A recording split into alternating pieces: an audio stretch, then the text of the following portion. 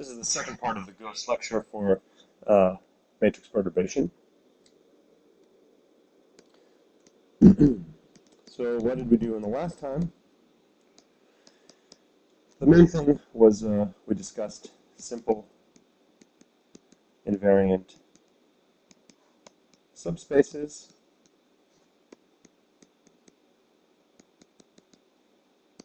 and also we defined this operator T.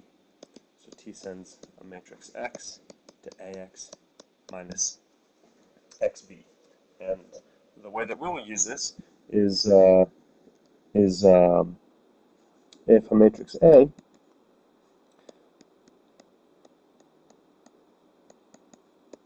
has this particular decomposition,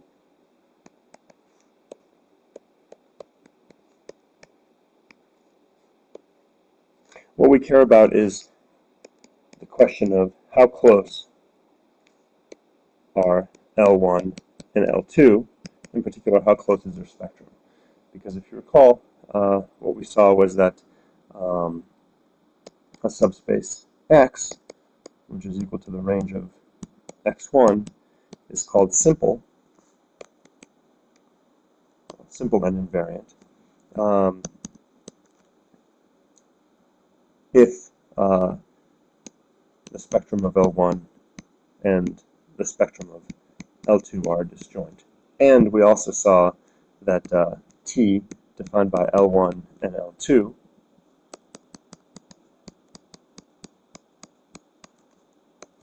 is if T is non-singular, then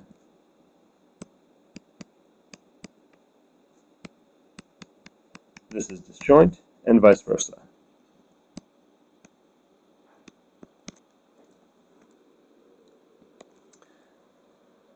So what we're going to cover in this part is what's called the approximation theorem. So matrix perturbation has two parts: approximation and perturbation. So the approximation problem is the following.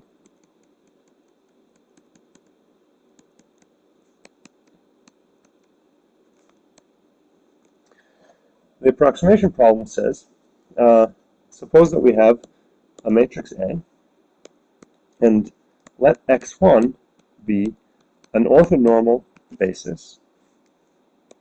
In other words, let the columns of X1 be an orthonormal basis. X1 is a matrix for an approximate invariant subspace.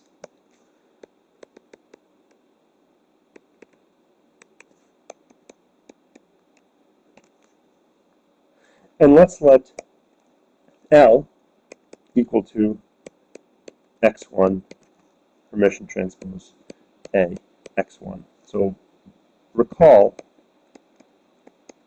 that if X, which is the range of X1, were A invariant, then we would have A X1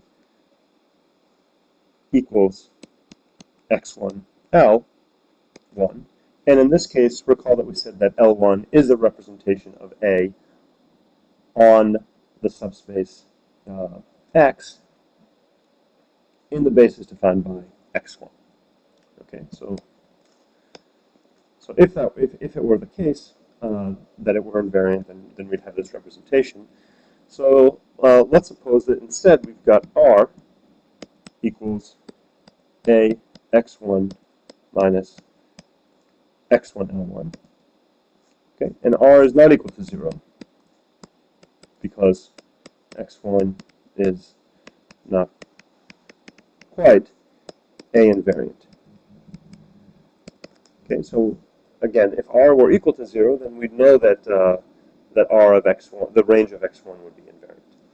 So what we're going to answer, and what the approximation problem is answering how close is the range of X1 to being A invariant as a function of some measure of the size of R. And so that's what the approximation problem is. And as we saw in our 2x2 example, it doesn't only depend on the size of R, it also depends on properties of the matrix A. So the plan is once we answer this, then we'll give an immediate application of this to the matrix perturbation results that we've been after. We now formulate this problem a little more precisely. So again, the setting is as follows. X1 is an orthonormal basis for a subspace X. And if we complete X1 to form an orthonormal basis for the entire space by Y2, then we assume that we have the following structure for A. This is equal to L1 H G L2. Okay, so recall that if we had G equal to 0, then this basically would imply that X is A invariant. Okay, but it's not the case. So again, G is what's equal to Y2 A X1, which we know has to be 0. Okay, so now we'd like to find an A invariant subspace that's near script X.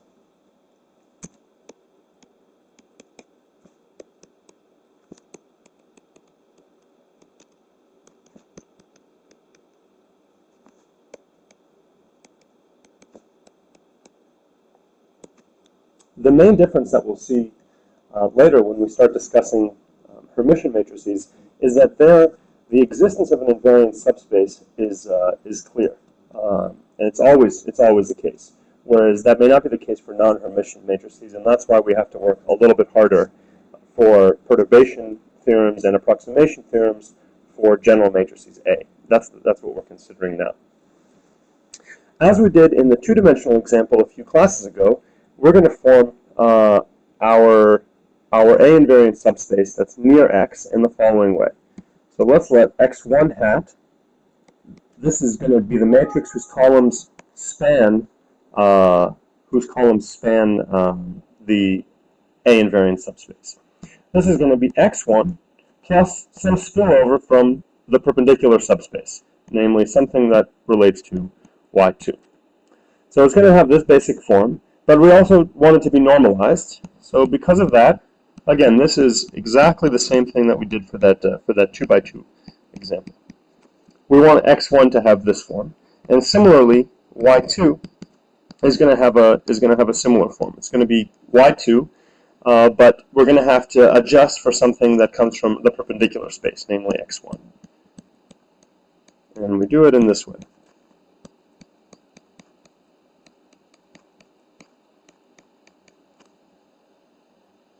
So, first thing for you to check, this is just a simple multiplication here, is that X1 hat, Y2 hat is indeed unitary. So,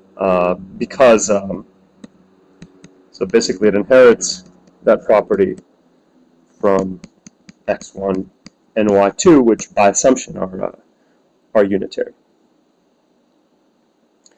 So we want to choose the matrix P so that the range of X1 hat is A invariant. And that very simple characterization we had at the beginning of the previous Ghost lecture tells us exactly what we need. So R of X1 hat is A invariant exactly when Y2 A x1 is equal to 0. So we can just plug in to see when this happens.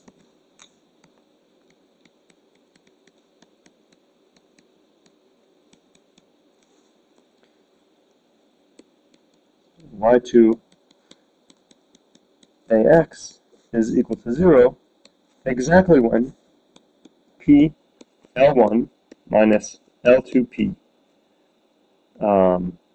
minus G plus PHP is equal to 0. This is just plugging in, and I'm going to write it in the following way.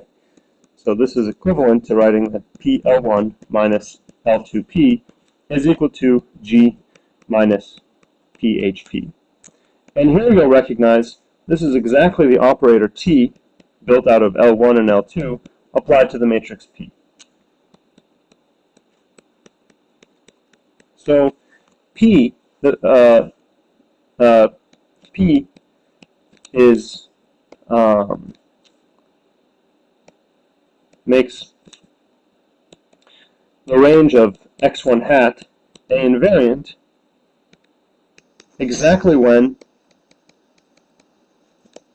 it solves the nonlinear equation. It's nonlinear because of the right-hand side. T of P, and I'll suppress the L1, L2, equals to G minus PHP. So this is the basic. This is our basic equation. And now remember that.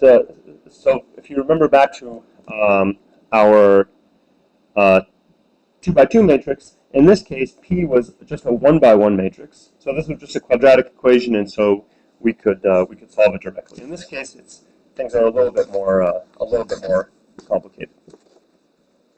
So the main perturbation theorem we have, which again we essentially saw in the 2x2 case, is as follows.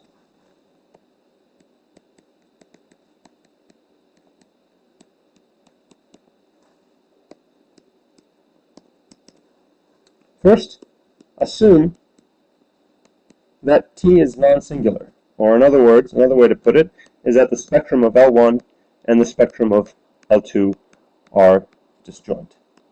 So immediately this implies T is non-singular, as we showed in class, and as was repeated in the first Ghost lecture. So let me copy down here the structure that we have. We know that x1, y2, a, x1, y2 is equal to L1, GH, L2. So somehow G is going to be an important quantity here, because we know that if G is equal to 0, then already x1 is a basis for an A invariant subspace. So what we want is conditions ideally on the magnitude of H and G that tell us how far we are from an invariant subspace. So in order for something to be useful in a perturbation theorem, we probably shouldn't have it depend in a too detailed way on what exactly is the nature of G and H, but rather just what their magnitudes are. So to this end, going back to the this is sort of a parenthesis here to this to the theorem. Let's let gamma equal magnitude of G, and this somehow will be one of the most important quantities. Let's let eta equal the magnitude of H. We'll see that this is also important, but a little bit more subtle. And delta is going to be this quantity we're going to see quite a bit. And I'm defining some new notation here, sep for separation of L1, L2. And I'm going to define this as the infimum over all P equal to 1. I should give it another name. I shouldn't use P because P is a matrix we're we're looking for. So the infimum over all q equal to 1 of t of q. And note that by assumption, namely by the fact that t is non-singular, because the spectrum of L1 and the spectrum of L2 are disjoint, we know that this is strictly positive. Now notice a few things. I haven't mentioned anything about the norms. So all we assume is that the norms used here are consistent. We discussed this in class a few classes ago, and remember that essentially the main property we need from consistency is that they are submultiplicative. But we'll see that we get different results when we use, for example, the Frobenius norm or the operator norm. So these are the assumptions. So if L1 and L2 have disjoint spectrum, then letting gamma, eta, and delta be defined as we have here, then the conclusions are three-part, and they're as follows. So the first conclusion is that if gamma times eta over delta squared is less than 1/4, then we know that there exists such a p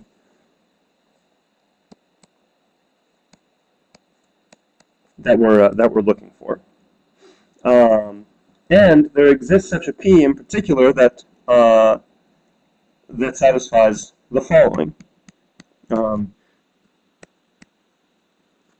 namely, I should write, there exists a p such that x1 hat is A invariant, and this norm of p is controlled, and it's controlled in particular by gamma, which is the magnitude of g. That's what we should expect. But delta is also important. So what this is saying is that p can be smaller if L1 and L2 are very well separated, because in that case, delta is going to be bigger. In the case of Hermitian matrices, we'll see that delta is much easier to understand, and what we'll see, this is just flashing ahead, is that if everything is Hermitian and we're using the Frobenius norm, then delta is just the distance of the eigenvalues. So it's a much easier to understand measure of the separation of L1 and L2, but nevertheless, this is more general.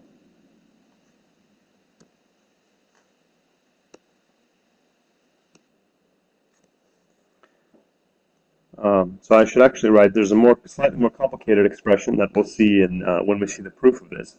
So in fact, we have a slightly more refined result here, which is that p is less than or equal to 2 gamma divided by delta plus delta squared minus 4 gamma eta under the square root, but you can easily check that as long as gamma eta over delta squared is less than 1/4, then this is indeed going to be strictly less than, in fact, 2 gamma over delta. So p is going to be this controlled by this, and finally the third part says that x1 hat and y2 hat are span. In other words, they're each orthonormal bases for A invariant and simple subspaces. And in particular, the representation of A over the range of x1 hat with respect to the basis in x1, and similarly for y2, is given by L1 hat and L2 hat, respectively, that are essentially equal to L1 plus HP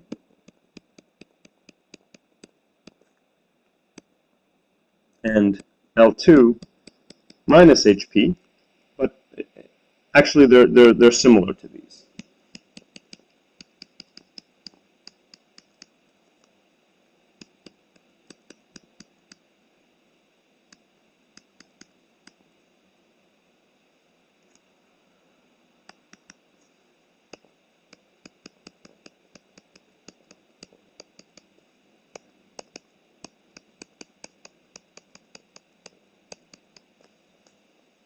So this is the statement. This is the statement of the theorem.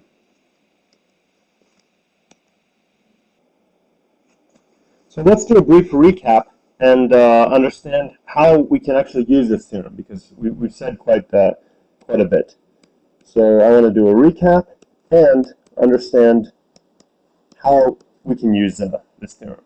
So again, real quickly, what is the setting? We have a matrix A, and we know that we assume that x1, y2, A, x1, y2 is equal to L1, H, G, L2. And therefore, x1 is not quite an invariant subspace. So this theorem says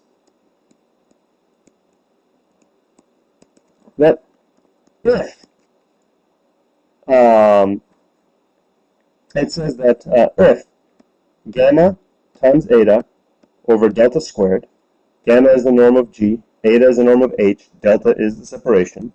If this is less than 1/4, then there exists a P which satisfies the norm of P is less than twice gamma over delta. In reality, it's that other expression that I wrote. That's a little more complicated. Such that there is an invariant subspace that has the following form. So such that x1 hat equals x1 plus y2 p plus essentially what amounts to normalization, and y2 hat equal to y2 minus x1 p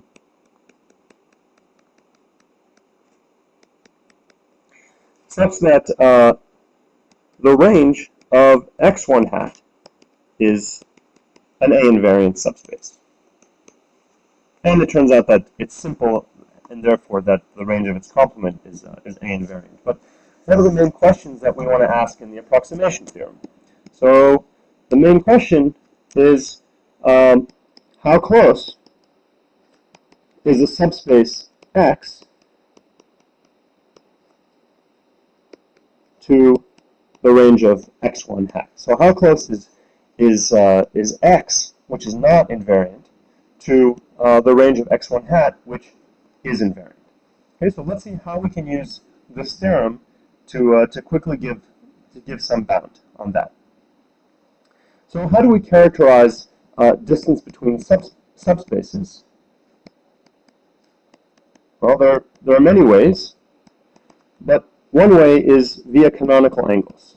This is something that we've discussed in class. And also, we gave this result in class that if we look at the matrix y2 times x1 hat,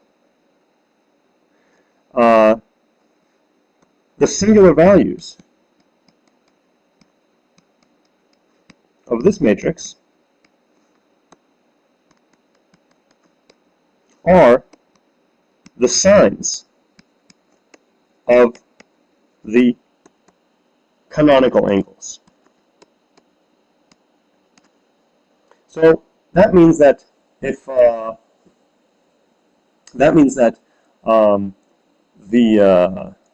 we want to bound this from above. So we can actually compute this because we have expressions for x1 hat. So let's see what this gives. So just a straight computation, plugging in what x1 hat is from above, we find that y2 hat times x1. Remember that y2 is perpendicular to x1. This is just equal to p times I plus php times negative 1/2. So we actually now know very well what the singular values of y2 x1 hat are. They're related to the singular values of p. So if P has singular values,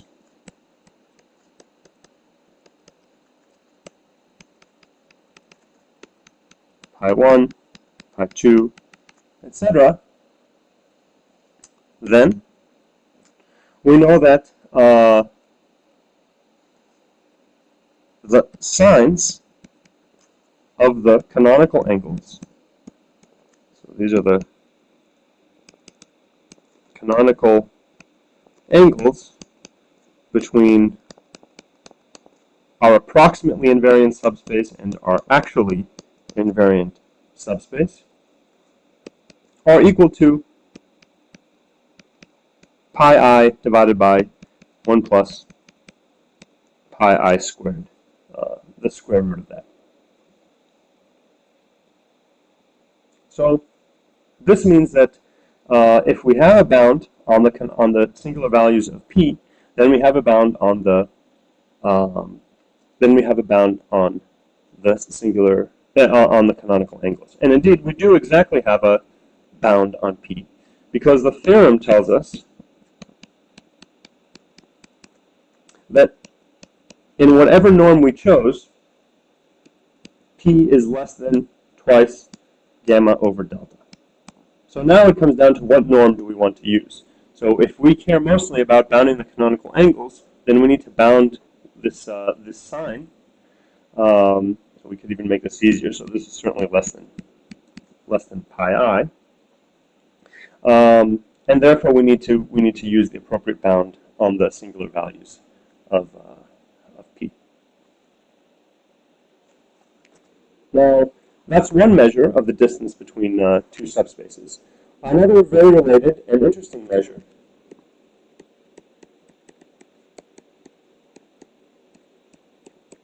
is looking at the projection operators onto each of those two subspaces.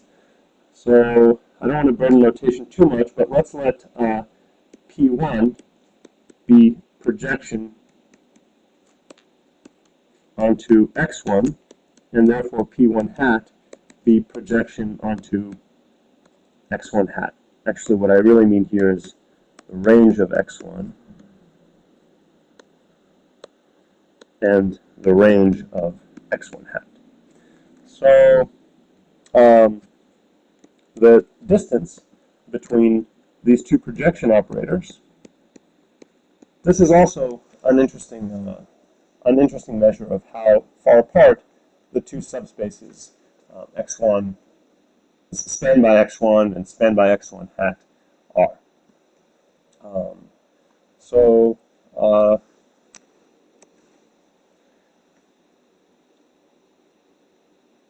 I'll leave this for you to, okay, so there's this basic fact that when we have two projection operators, P1 minus P1 hat, this is in the operator norm, or the induced 2 norm. This is in fact equal to the sine of theta 1. In other words, the sine of the largest canonical angle. And this brings us right back to where we were before. So we know that this is less than or equal to pi 1, right? Because it's pi 1 over square root of 1 plus pi 1 squared, which is the largest singular value of P. Whoops. Sorry about that. It's the largest singular value of P.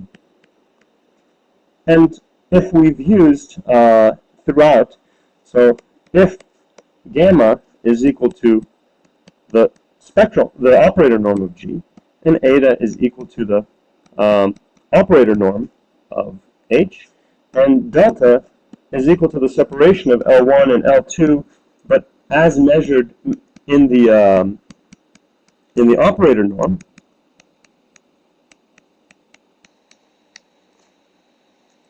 then the theorem tells us that in the exact same norm, P is going to be less than twice gamma over delta, and Therefore, we have a bound on the distance between the two projection operators.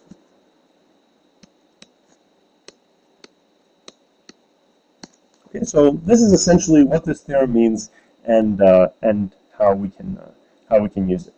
So let me tell you what we have left to do.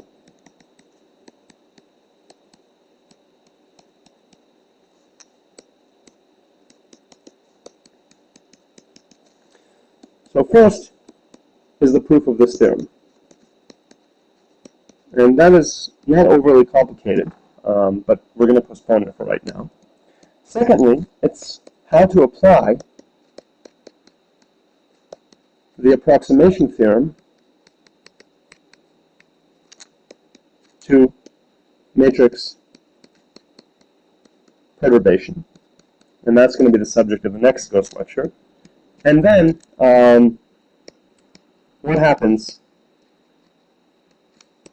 and how do things simplify